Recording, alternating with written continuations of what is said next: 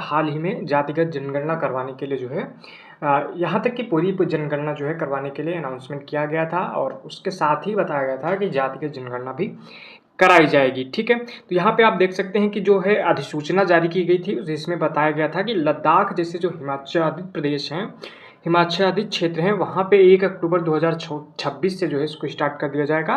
वहीं पे जो अन्य देश के भाग हैं वहाँ पे 1 मार्च 2027 से इसको शुरू किया जाएगा जनगणना को, और इसमें जो है जातिगत जनगणना को भी शामिल किया जाएगा। आगे कह रहा है कि इसमें जो संबंधित तथ्य हैं जनगणना से जुड़े हुए, तो यहाँ पे आपको देखने को मिलेगा जो स्वतंत्रता के बाद जो है ये पहली जातिगत जनगणना देखने को मिलेगी आपको, क्योंकि इसमें पहली बार ऐसा होगा जिसमें जो है जातिगत डेटा यानी कि अनुसूचित जाति और अनुसूचित जनजाति के अलावा को आधिकारिक तौर पर दशकीय जनगणना के तहत एकत्र किया जाएगा। यानी कि अनुसूचित जाति और अनुसूचित जनजाति जो थी उससे रिलेटेड डाटा तो पहले भी लिया जाता था, लेकिन अब क्या किया जाएगा, उसके अलावा भी जो जातियां हैं उनका भी डाटा प्रॉपर तरीके से लिया जाएगा, ठीक है। आगे आपको देखने को मिलेगा राज्य स्तरीय जातिगत सर्वेक्षणों में बहुत सारी विसंगतियां देखने को मिली हैं। आपने देखा होगा कि हाल ही में बहुत सारे जो स्टेट हैं वहाँ पे क्या किया गया था, जैसे बिहार हो गया, कर्नाटक हो गया, यहाँ पे जातिगत जनगणना करवाई गई थी, लेकिन इनमें जो है कहीं ना कहीं कुछ कमियां थी, इसीलिए जो है अब जो है जातिगत जनगणना करवाने का फैसला लिया गया है।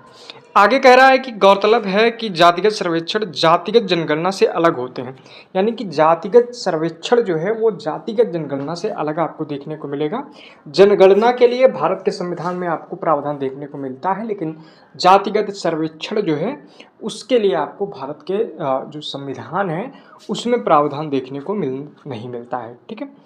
वहीं पे जो 16वीं जनगणना होगी ये देखने को मिलेगा किस माध्यम से कराई जाएगी, तो ये कराई जाएगी डिजिटल माध्यम से कराई जाएगी, ठीक है। डेटा को पेन पेपर पर रिकॉर्ड करने के साथ साथ डिजिटल प्रारूप में भी रिकॉर्ड किया जाएगा, ठीक है। ये बात आपको याद रखनी है। आगे कह रहा भारत में जनगणना का इतिहास क्या है, इसके बारे में अगर जानने की बात करें तो सबसे पहले जो इसकी शुरुआत हुई थी वो 1881 में हुई थी, जिसके बाद जो है प्रत्येक 10 वर्षों में हम लोग जनगणना करते हैं, ठीक है। 2021 में होनी थी ये वाली जनगणना, लेकिन कोविड-19 के चलते जो है अब इसको अनिश्चित काल के लिए रोक दिया गया था और अब इसको जो है 2027 में करवा लिया जाएगा। अगर बात किया जाएगा संवैधानिक और कानूनी प्रावधान इससे रिलेटेड कौन से हैं, तो संविधान के अनुच्छेद 246 में जो है जनगणना को संघ सूची का विषय बनाया गया है। यह 7वीं अनुसूची के तहत संघ की सूची जो है उसमें से दिया गया है, ठीक है। कानूनी प्रावधान देखा जाएगा तो जनगणना अधिनियम 1948 और जनगणना नियमावली 1990 में जनगणना के आयोजन की कानूनी प्रावधान जो है वो किए गए हैं। साथ ही जनगणना अधिकारियों के कर्तव्य और उनके जिम्मेदारियों के बारे में बात की गई है, ठीक है। तो भारत के जो महारजिस्ट्रार और जनगणना आयुक्त होंगे उनको जो है जनगणना प्रपत्र यानी कि सेंसस का जो प्रोफॉर्मा होगा उसको डिजाइन करने को अधिकार दिया गया है, ठीक है। और इसी में जो है जातिगत संबंधी जो है प्रश्नों को भी शामिल कर दिया जाएगा, ठीक है।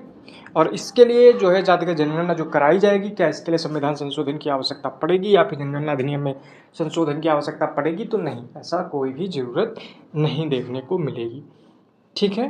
तो अगर जातिगत जनगणना के इतिहास के बारे में देखा जाए तो यहाँ पे दिया हुआ है कि स्वतंत्रता से पूर्व जो है भारत में 1881 से 1841 के बीच आयोजित प्रत्येक जनगणना में जातियों की गणना जो है की गई थी। 1941 की जनगणना के जो आंकड़े थे वो वर्ल्ड वार सेकेंड के तहत जो है की वजह से जारी नहीं किए गए थे, ठीक है।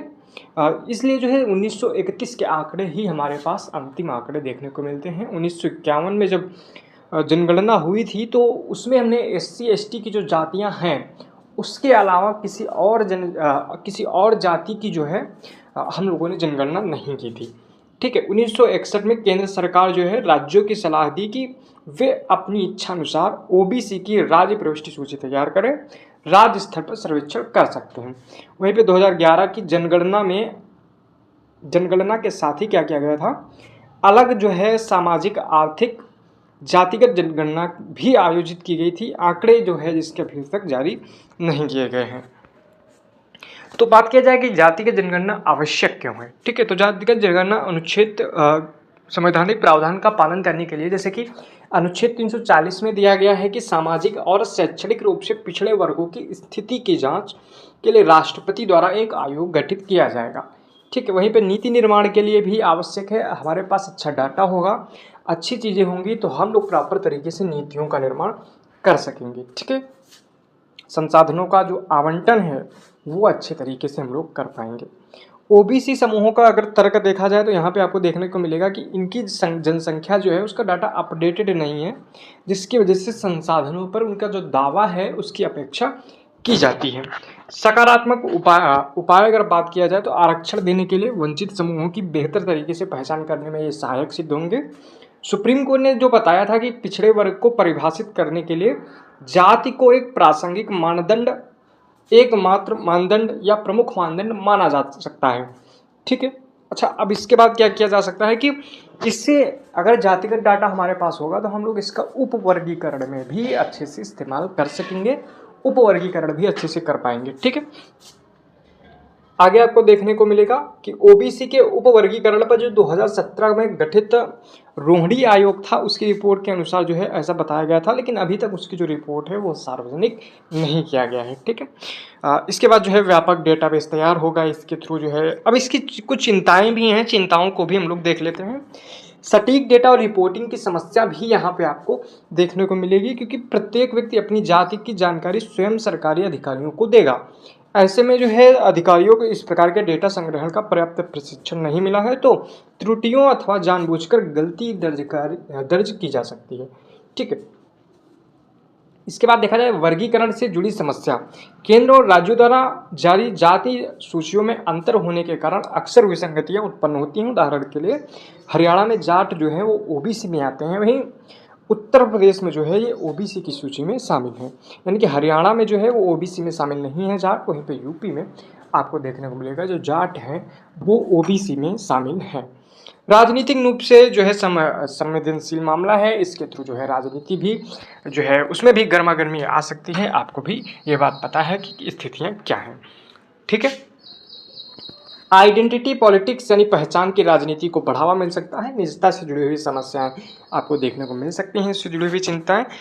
ठीक है, आगे की राह भी देख सकते हैं कि हम लोग परामर्श कर सकते हैं महारजिस्ट्रार जनगणना आयुक्त के कार्यालय को, शिक्षा जगत के जो विशेषज्ञ हैं, जातीय समूह हैं, राजनीतिक संगठन है और आम जनता से जो है परामर्श किया जा सकता है। इसके लिए जाति निर्देशिका यानी कि विस्तृत राष्ट्रीय जाति निर्देशिका बनाई जानी चाहिए। अलग अलग राज्यों में जातीय समूहों के वर्गीकरण और उनके नाम के लिए मानक निर्धारित किए जाने चाहिए। ऐसी सारी चीज़ें आपको देखने को मिलेगी, है ना। तो ये हो गया जातिगत जनगणना से जुड़े हुए सारी की सारी चीज़ें। यहाँ पे आप लोग इसको प्रॉपर तरीके से पढ़ सकते हैं। मैंने